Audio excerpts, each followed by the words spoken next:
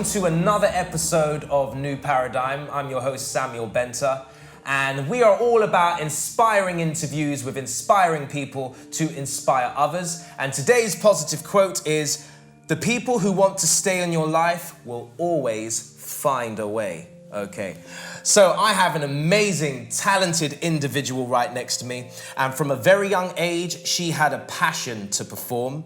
Her dream to become a performer came true when she was awarded a place to train as an opera singer at the Royal Welsh College of Music.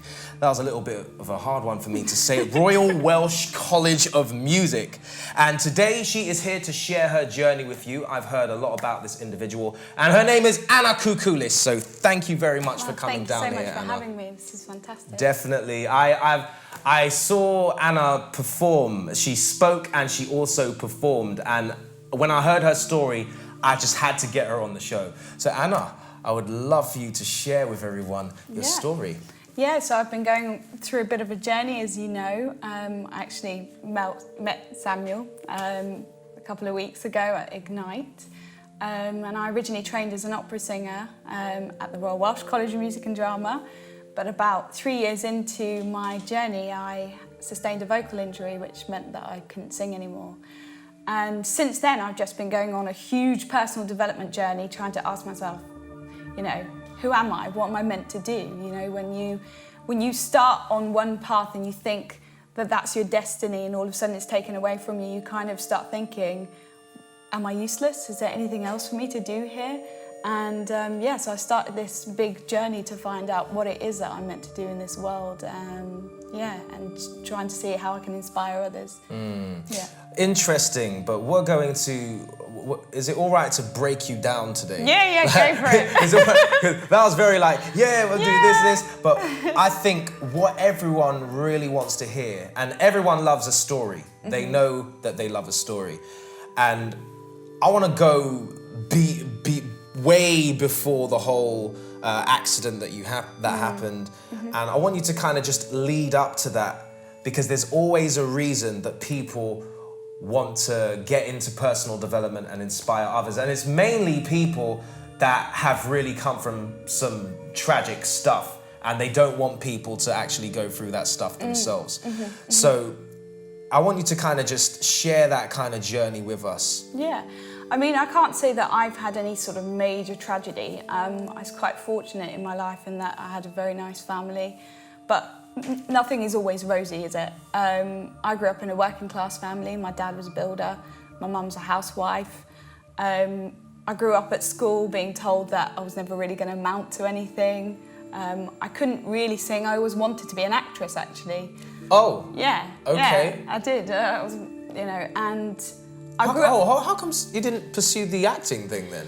Well, I grew up in a family where there was a lot of pressure financially. So I always thought that what I needed to do was go and become an academic so that I could do, the straight and narrow 9-to-5 thing, get a job. Do you know what? It's interesting. There's a lot of people in performing arts that feel exactly the same way, because even when I was at school, performing arts was like at the bottom of the hierarchy table, but you've got maths, English, and science at the top, right?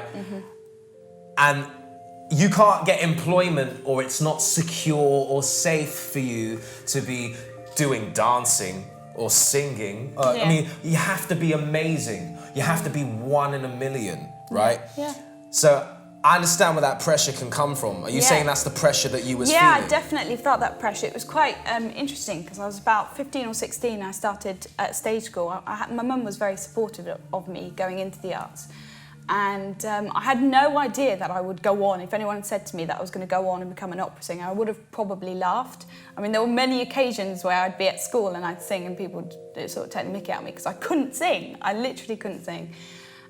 So I went to stage school and I was training as an actress, and a singing teacher was there, Catherine Jenkins. Have you heard of her?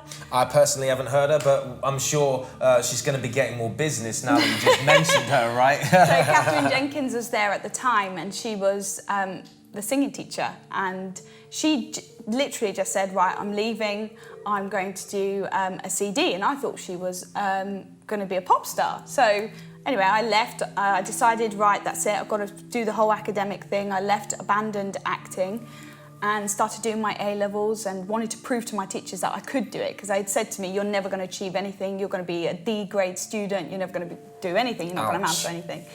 So I said, no, screw that, I'm going to do really well. And I did, actually. I ended up nailing my A-levels and ended up getting an interview to Cambridge, which was, Anyway, so Catherine Jenkins released this classical album, and I was just so taken back, and I always loved music and acting, and she just turned out to be an opera singer. So I was like, wow, this is really inspiring.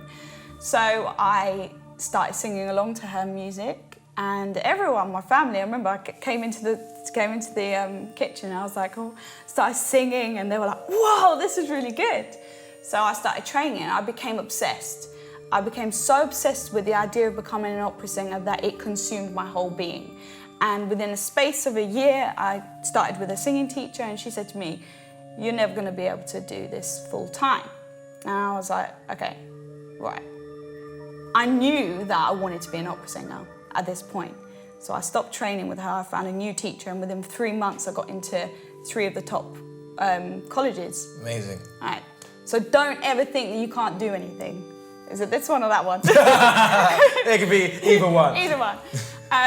And within a very short space of time, I just thought to myself, opera, wow, you got music, my passion in music, you've got acting, you've got dancing, you've got expressing, you've got history, everything in one. This is my calling, right? This is exactly what I need to be doing. And within a space of a year, I got into music college, started at the Royal Welsh College of Music and Drama. By the end of my first year, I was representing the college as one of 16 of the top students across the UK. Wow. And from there, I just kept going up and up. And I was really good very quickly, but I didn't have the support for my emotional psychology to deal with all the pressure, because you can imagine now, I'm a working class girl, I've never trained as a musician, right? I never did any music. Like most people, when they go to music college, they've studied music for maybe up to 10 years, they read music. I went to college, I didn't read music. I kind of, not in a big-headed way, but I defied the odds because I had just an obsession to be singing, and I had a great talent. So I didn't have that emotional support to deal with all the pressure. All of a sudden, people saying to me, I want you to sing with this orchestra live on Radio 3. And I'm going, oh my God, this is amazing. Anyway, so I was working really hard, and I spent 3 months in Germany, and then I came back and I did an audition for a postgraduate place at Guildhall, which was my dream. I just really wanted to go to this college because it had the best opera course. And I sang, I nailed it. It was an amazing audition. They said straight away, you're in. And I came back, I flew back from Germany. It was Christmas time, and then I crashed, and that was it. And I had a vocal cyst, and I couldn't sing anymore, and I couldn't take this position. And my whole world crumbled. So for the first year, I had to go through lots of physiotherapy, and then I had surgery. I was working as a director for a little bit of time because I really still wanted to do my passion. But I lost all hope of actually being able to sing again. And I did apply for the Guildhall a second time, and I didn't get in. And I'm standing here and I'm going to myself, God, why? Why? What have I done? What am I meant to be doing here? And when you attach your identity with the thing that you love doing, you automatically start to think, maybe there's something wrong with you as a person, right? So that's when I started my personal development journey and tried to understand, firstly, how I could get myself back into a peak emotional state to be able to connect with myself, to be able to train again, and B, to not always think that just because of what you're doing, not to try and think that what you're doing is who you are, which I think a lot of people do. Do you see what I'm saying? Yeah, wow. Very interesting. We did have an interview with another guy on the show. And once again, that also had something to do with a crash. And with the conversation that we had, you know, there's that drastic moment that happens in your life, and it's like something was taken away from you. And then an opportunity comes your way, like a blessing in disguise, and it's just like, oh wow, was that meant to happen? Was that a test of my faith to show me, do I really want this? And this is kind of the same vibe that I'm getting here. So I think what is important that I want people to kind of change the perspective on how they may see a bad situation that's happening in their life. If you kind of look at it as, okay, this is happening, this might be a test, but just roll with it anyway. What's the lesson that I can actually learn from this? And then move forward progressively. So that's absolutely amazing. So we all know that Anna is an opera singer, and we're just going to quickly cut to a clip of her singing right now.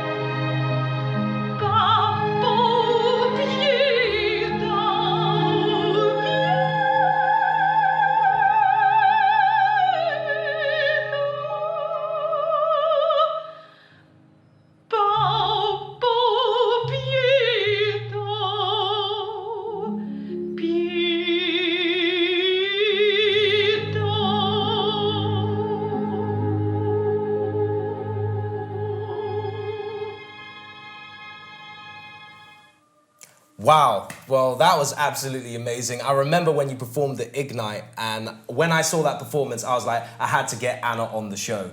What would you say to all the individuals out there that are going through some sort of trauma or crisis that have these dreams that they believe in?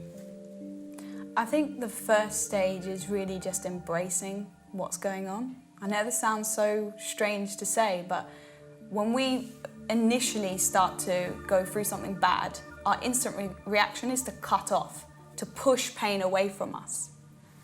I would say actually accept yourself in that moment and show yourself as much love as possible. That was the only way that I could actually move forward, because we put so much pressure on ourselves to be a certain way that you have to just accept yourself as you are right now. And when you do that, you allow love to flood in and you keep yourself open to opportunities. And you allow a creative part of your brain to stay open so that you can continue to dream and hope and have faith in your environment and the universe to serve you. So that's the first thing that I would probably say to people. And yeah, don't give up hope. Trust yourself. Trust that right now, whatever is going on for you is meant to happen and it's going to teach you something and take you something much greater.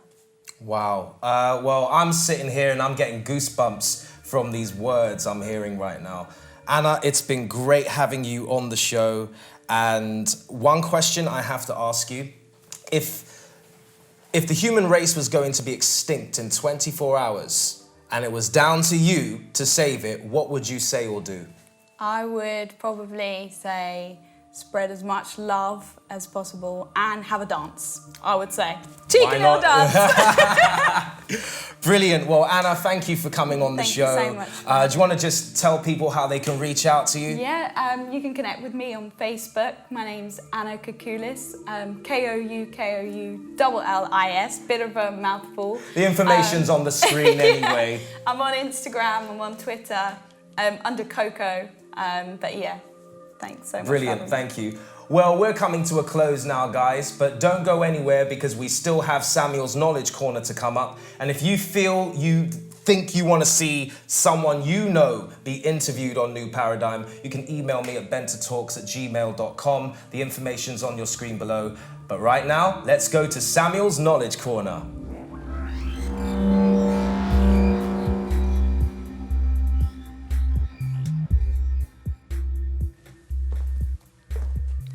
I was inspired by a little girl the other day and she asked her mother a question. She said, "Mummy, if Cinderella's shoe fit perfectly, why did it fall off in the first place?"